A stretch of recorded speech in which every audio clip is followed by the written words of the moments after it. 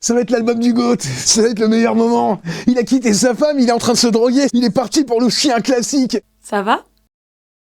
Ouais, franchement, aujourd'hui, ça va. Le vrai truc, c'est quand on trouve pas les raisons pourquoi ça va pas. C'est là où ça devient compliqué. Pour moi, la dépression, c'est pas que de la tristesse, c'est plus une question de vide et d'absence d'envie. Moi, déjà, pour revenir dans le contexte, ça s'est passé sur l'année où j'étais en transition, justement avant le changement de propriétaire. Et non, il n'y avait absolument aucune raison. Je suis marié, j'ai mon fils qui a un bonheur ultime, professionnellement, tout se passe très bien. Et en fait, pour le coup, j'étais pas triste, j'étais vide.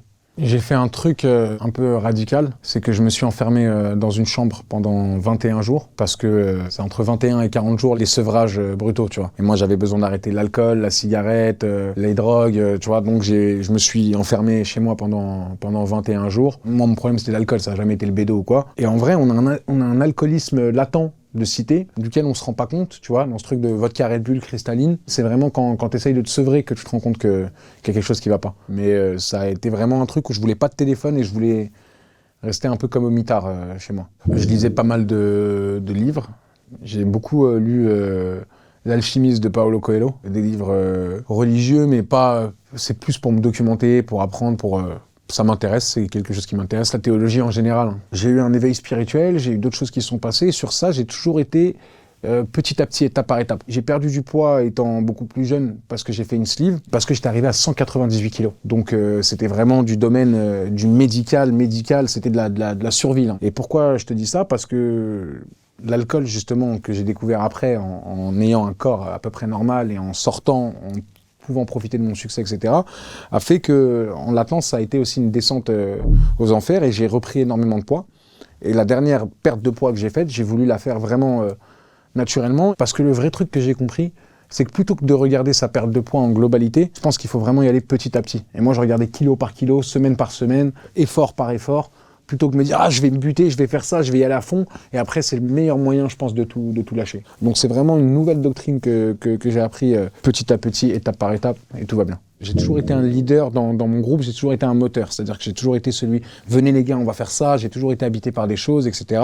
Et quand ça va pas, on reste positif et on avance. Et j'ai subi dans ma vie vraiment des choses tristes, qui mériterait, tu vois, qu'on sorte les violons. J'aurais eu, dans mon adolescence ou quoi, des centaines de fois des occasions de partir beaucoup plus en dépression que ça, tu vois. Aujourd'hui, je pense que c'est l'équilibre le plus important. C'est-à-dire que essayer de gommer aussi tout ce que j'ai été, ou tout ce qui m'a fait, que ce soit en positif ou négatif, au bout d'un moment, ça serait d'une hypocrite et de deux impossible. Donc c'est pas ce que j'essaye de faire non plus, mais je ne laisse plus la place... à celui qui ne correspond qu'à ses envies. C'est-à-dire qu'aujourd'hui, je mets la rigueur au centre de ma vie plus que mes envies. Et ce que je pensais avant, en fait, cette rigueur et obéir à des codes, ou etc., et de la faiblesse, en fait, non, c'est de la force de caractère et ça montre qu'on est à même de tenir ses responsabilités. Moi, bizarrement, j'ai toujours été bien quand je faisais entre guillemets, de la musique qui marche. Je pense que malheureusement, c'est le public qui est torturé. Et il a besoin que l'artiste soit dans la même condition. Quand il y en a qui se séparent, ils disent « Ah putain, ça va être l'album du GOAT, ça va être le meilleur moment. Il a quitté sa femme, il est en train de se droguer, c'est génial. » Mais je pense que c'est plus un fantasme, ça. C'est comme l'alcool et la drogue, l'inspiration, le truc. J'ai besoin de la zaza, il faut que je fume un peu de zaza. Non, je pense que c'est surfait. Désolé de casser le mythe combiné. Il est très important au jour d'aujourd'hui d'envoyer dans le mur tout ce que pense « Oh mais c'est pas cool, c'est pas truc » et de mettre la santé mentale au centre des débats, surtout dans les cités, qu'on comprenne que c'est pas juste un truc factice, que nous aussi ça nous arrive, qu'il n'y a pas forcément des genounes, tu sais, où tu vois, ah il est genouné, il est truc, il est nan. Des fois d'avoir un petit coup de mou, et surtout au bout d'un moment, si on est des amis, et pas que des amis géographiques, ce que j'appelle des amis géographiques, c'est-à-dire des amis que tu subis parce que tu habites dans le même quartier qu'eux, on est censé se soutenir et pas se tirer vers le bas. C'est-à-dire ça va pas poteau, viens on va se poser, on va parler. Est-ce que autour de toi, t'as l'impression qu'on en parle peut-être plus aujourd'hui? Oui, mais c'est un phénomène que j'arrive à expliquer, et moi j'ai plus rien à perdre, donc je mets les pieds dans le plat. C'est le fait qu'il y ait beaucoup plus de blancs dans le public du rap. Tu vois, ces dernières années, on a eu une espèce de gentrification du public rap, avec laquelle moi je n'ai aucun problème.